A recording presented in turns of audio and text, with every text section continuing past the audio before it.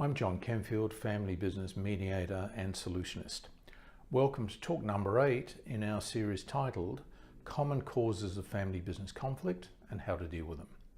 Today we're discussing divorce and separation. In most advanced countries these days, divorce rates, separation rates for de facto relationships exceed 50%. In that case, it's small wonder that if business owners have a conservative traditional mindset in particular, they are frequently very nervous or totally averse to the whole idea of passing equity on to their children if they think that may allow a spouse or a partner to have a crack at the business in the event a relationship breaks down. And quite simply on the maths, if they've got 2 or 3 kids, they've got a pretty good chance at least one of those might find themselves in that position.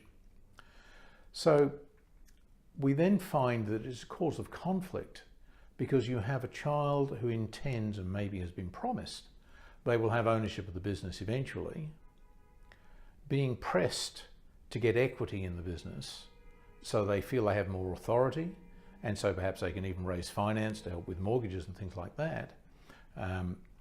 And the parents are very, very reluctant to provide them with any form of equity as part of a structured succession process. What is the solution? We find the best thing to do here is, well, number one, have a conversation with lawyers about putting the ownership of the business into a trust structure of some description, which means there is no individual ownership, there is beneficial ownership, and it is much harder to attack the estate in the event of a family breakdown.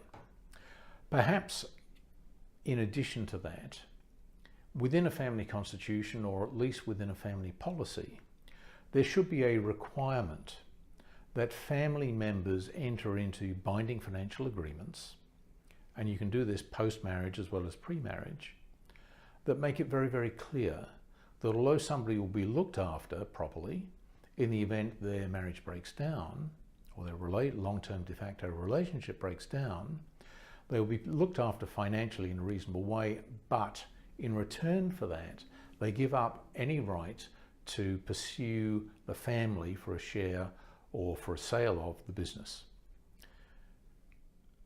If that's incorporated in a family constitution or a family policy, it is much easier to get agreement than it would be if somebody goes to their spouse and says, I'd like you to sign this agreement, which can create all sorts of doubts and confusion. By the way, we also discover that younger children, 20s, 30s, 40s, they get this completely, and usually they're not reluctant about it.